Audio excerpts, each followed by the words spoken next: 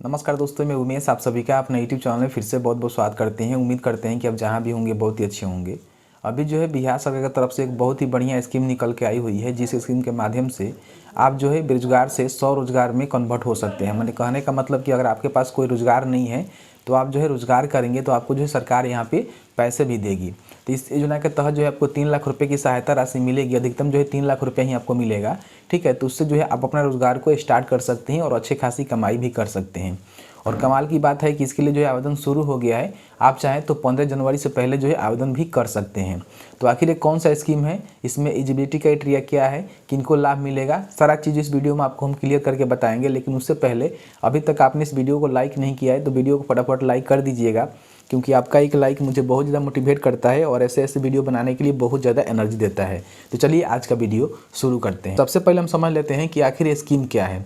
Scheme जो है बिहार सरकार की तरफ से निकल के आया हुआ है कि अगर आप अपने प्रखंड में वाहन प्रदूषण जांच केंद्र खोलते हैं तो आपको जो है सरकार यहाँ पे 3 लाख रुपये की प्रोत्साहन राशि देगी। यानी कि अधिकतम जो है आपको 3 लाख मिलेगा, उससे ज़्यादा आपको नहीं मिलेगा।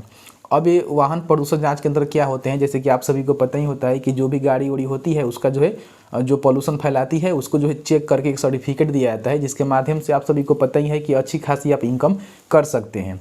तो अगर पॉल्यूशन सेंटर खोलना चाहते हैं तो आप खोल सकते हैं। उसके लिए आपको कैसे आवेदन करना है, क्या क्या एलिजिबिलिटी क्राइटेरिया रखा गया है, कौन लोग खोलेंगे, प्रखंड में एक ही खुलेगा, कैसे खुलेगा, किस तरह से इसका सिलेक्शन प्रोसेस है, सारा चीज़ इस वीडियो में आपको हम क्लियर करके बताएंगे। तो सबसे पहले कोई भी ब्राउजर आप ओपन कर सकते हैं, वो आपके ऊपर निर्भर करता है। और उसमें आपको टाइप करना है easytonet.com। इस वेबसाइट का लिंक आपको डिस्क्रिप्शन बॉक्स में मिल जाएगा। नीचे आएंगे तो यहाँ पे जो लेटेस्ट अपडेट दिए गए हैं इसी में एक पोस्ट लिखा गया है।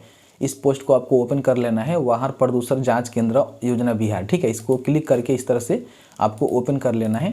जैसे ही ओपन करेंगे तो आपके सामने जो है कुछ इस तरह से पोस्ट ओपन हो जाएगा, जिसमें जो है सारा जानकारी यहाँ बताया गया है। देख सकते हैं कि आपने प्रखंड में खोलना है और आपको जो है 3 लाख रुपये की यहाँ पे प्रोत्साहन राशि दी जाएगी। सबसे पहले देख सकते हैं कि यहाँ पे लिखा गया है, आप इसको पढ़ेंगे। नीचे आएंगे तो यहाँ पे देख सकते हैं कि ये जो है स्कीम है जिसके माध्यम से बिहार वाहन प्रदूषण जांच केंद्र प्रोत्साहन राशि मतलब योजना स्कीम है, जिसके माध्यम से आपको जो है 3 लाख रुपए की प्रोत्साहन राशि दी जाती है। इसका जो आवेदन करने का डेट है वो जो है 15 जनवरी 2000 पहले से रखा गया है, यानी कि 15 जनवरी 2022 से पहले जो है आपको आवेदन करना पड़ेगा। नीचे आएंगे तो ये क्या है इसको पढ़ लीजिएगा। वैसे तो मैंने आपको बता ही दिया है कि वाहन प्रदूषण जांच केंद्र क्या है, आपको बताने की ज़्यादा जरूरी तो नहीं है। नीचे आएंगे तो यहाँ पे सबसे पहला जो चीज़ है, इसमें कौन लोग आवेदन करेंगे, उसके लिए योग्यता क्या होना चाहिए, ये समझना बहुत ज़्यादा ज़रूरी है। तो योग्यता के रिगार्डिंग हम बात करें तो यहाँ पे देख सकते हैं कि बता दिया गया है कि सबसे पहले जो भी आवेदक अप्लाई करेगा वो जो है बिहार का स्थायी निवासी होना चाहिए, यानी कि बिहार के लोग ही इसमें अप्लाई करेंगे। आवेदक उसी प्रखंड का निवासी होना चाहिए जहां वो प्रदूषण जांच केंद्र खोलना चाहता है। यानी कि मान लीजिए अगर आप अपने प्रखंड में प्रदूषण वाहन जांच केंद्र खोलना चाहते हैं तो आप जो है उसी प्रखंड से आने चाहिए। ये नहीं है कि आप दूसरे किसी प्रखंड से है और दूसरे किसी प्रखंड में प्रदूषण जांच केंद्र खोलना चाहते हैं तो आप नहीं खोल पाएंगे। ठीक है, इस बात को ध्यान दीजिएगा। मतलब प्रोत्साहन राशि आपको लेना है तो इसको आपको फॉलो करना पड़ेगा। कोई भी पढ़ा लिखा आम आदमी वाहन प्रदूषण केंद्र खोल सकता है, लेकिन क्या पढ़ा लिखा रहना चाहिए वो भी यहाँ पे बता दिया गया है। आवेदक या फिर उसका स्टाफ, मतलब कहने का मतलब कि अगर आप अपने नाम से ले रहे हैं तो अगर आपके पास ये सर्टिफिकेट है तो लगा सकते हैं, नहीं तो आपके पास कोई स्टाफ काम करेगा उसके पास भी सर्टिफिकेट है या फिर डिग्री है तो आप लगा सकते हैं। डिग्री में देख सकते हैं कि अगर mechanical, electrical and automobile engineering या फिर डिग्री और डिप्लोमा या फिर किसी भी तरह का सर्टिफिकेट आपके पास है, मतलब कि मैकेनिकल में, इलेक्ट्रिकल और ऑटो इंजीनियरिंग में, ठीक है, तो आप इसमें आवेदन कर सकते हैं। वो आपके पास हो या फिर आपके स्टाफ के पास हो, कोई फर्क नहीं पड़ता। तो अगर आपने 12वीं पास किया है विज्ञान विषय के साथ तो भी आप यहाँ पे आवेदन कर सकते हैं। ठीक है, मतलब कि ये चीज़ आपके पास नहीं है तो आप इसको ये लगा सकते हैं। अगर ये भी चीज़ आपके पास नहीं है तो देख सकते हैं कि बताया गया है कि मोटर वाहन से संबंधित किसी भी ट्रेड में अगर आपने ITI किया है तो भी आप इसके लिए आवेदन कर सकते हैं। देख सकते हैं कि बताया गया है कि इस योजना का लाभ वैसे प्रखंडों में मिलेगी जहां पेट्रोल पंप एवं वाहन सर्विस सेंटर के अतिरिक्त एक भी वाहन प्रदूषण जांच केंद्र नहीं है। कहने का मतलब कि अगर आपके मतलब प्रखंड में पेट्रोल पंप पे या फिर कोई सर्विस सेंटर है, वहाँ पे अगर पॉल्यूशन जांच केंद्र है तो कोई बात नहीं है, लेकिन उसके अतिरिक्त कहीं भी होगा ना, उसके अतिरिक्त कहीं भी होगा तो आप यहाँ पे नहीं खोल पाएंगे।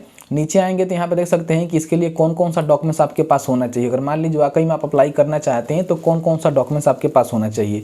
सबसे पहले आवेदक का जो है यहाँ पे आधार कार्ड होना चाहिए, आवेदक का आवासीय प्रमाण पत्र होना चाहिए, जो भी आवेदन दे रहा है उसका बैंक पासबुक का जो प्रथम पृष्ठ का छाया प्रति होता है वो आपके पास होना चाहिए। और ये सभी फोटो कॉपी पे जो है आपको सेल्फ अटेस्टेड करना होगा, ठीक है। उसके बाद आवेदक के पास वो सारे सर्टिफिकेट है जो मैंने आपको ऊपर बताया है, तो ठीक है वो लगा सकते हैं, नहीं तो उसका जो स्टाफ है उसका भी सर्टिफिकेट यहाँ पे लगाया जा सकता है।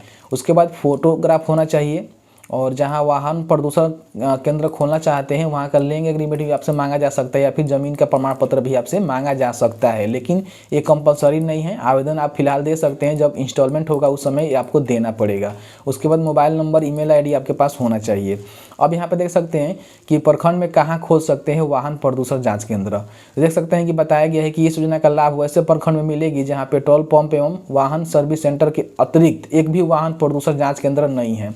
134 प्रखंडों के लिए आवेदन आमंत्रित किए गए हैं। अगर आपके भी प्रखंड में पेट्रोल पंप एवं वाहन सर्विस सेंटर के अतिरिक्त और कहीं भी वाहन प्रदूषण जांच केंद्र नहीं है, आप यहां पे प्रदूषण केंद्र खोल सकते हैं। अब यहां पे हम बात कर लेते हैं कि सारा ये अर्हता रखते हैं, अब वाकई में आप यहाँ पे आवेदन करना चाहते हैं तो आवेदन आप कैसे करेंगे।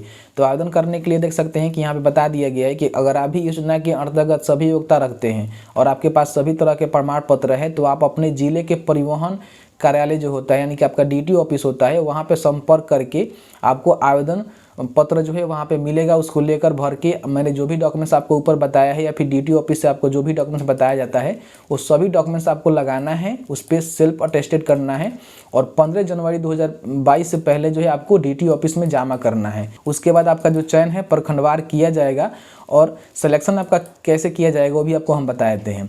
लेकिन उससे पहले इसमें जो है कितना राशि मिलता है ये भी समझ लीजिए। परिवहन सचिव संजय कुमार अग्रवाल ने बताया है कि प्रखंडों में वाहन प्रदूषण जांच केंद्र खोलने के लिए वाहन प्रदूषण जांच केंद्र प्रोत्साहन राशि योजना लागू की गई है। इसके तहत प्रदूषण जांच केंद्र खोलने के लिए उपयोग में लाए जाने वाले उपकरण जैसे कि smoke meter, gas analyser, desktop internet के साथ प्रिंटर और यूपीएस के क्रय मूल्य पर 50% यानी कि अधिकतम जो है आपको 3 लाख रुपए की जो है यहाँ पे प्रोत्साहन राशि दी जाएगी जो लोग यहाँ पे चयनित होंगे, ठीक है।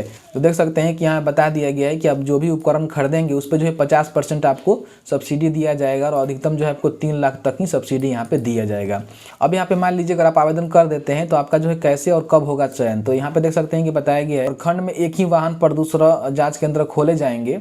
एक से अधिक आवेदन आने पर शैक्षिक योग्यता को प्राथमिकता, किसी प्रखंड के लिए एक से अधिक आवेदन प्राप्त होने की स्थिति में उच्च शिक्षित योग्यता को प्राथमिकता दी जाएगी। यानी कि दोस्तों अगर मान लीजिए जैसे कि एक प्रखंड में एक ही यहाँ पे वाहन प्रदूषण जांच केंद्र खोलना है, लेकिन मल्टीपल आवेदन आता है, तो उस कंडीशन में जो सबसे ज़्यादा पढ़े लिखे होंगे उनका ही इसमें सिलेक्शन होगा। तो जैसे ही फॉर्म को आप जमा करेंगे तो 17 जनवरी को जो है यहाँ पे जिला परिवहन पदाधिकारी द्वारा चयनित लाभार्थियों की प्रखंडवार सूची प्रकाशन 24 जनवरी तक किया जाएगा। यानी कि जो भी आप आवेदन करेंगे वो जो है 17 जनवरी 2022 तक इसका जो है मतलब योग्य उम्मीदवारों का चयन किया जाएगा, और उसका जो सूची है वो परिवहन पदाधिकारी द्वारा प्रखंडवार 24 जनवरी 2022 तक संबंधित प्रखंडों में किया जाएगा। इसके बाद 25 जनवरी 2022 को अंतिम सूची प्रकाशन कर दिया जाएगा, और इस सूची में जिनका भी नाम आएगा वो जो है वाहन प्रदूषण जांच केंद्र खोल सकते हैं, और उनको जो है 3 लाख रुपए की सहायता राशि प्रदान की जाएगी। यहाँ पे जो पेपर का कटिंग लगाया हुआ है इसको भी आप पढ़ सकते हैं, समझ सकते हैं। तो फ्रेंड जैसे कि आपने देखा कि मैंने आपको बता दिया कि वाहन प्रदूषण जाँच केंद्र क्या होते हैं, इसको आप कैसे खोल सकते हैं, खोलने के लिए आपके पास क्या क्या एलिजिबिलिटी क्राइटेरिया होती है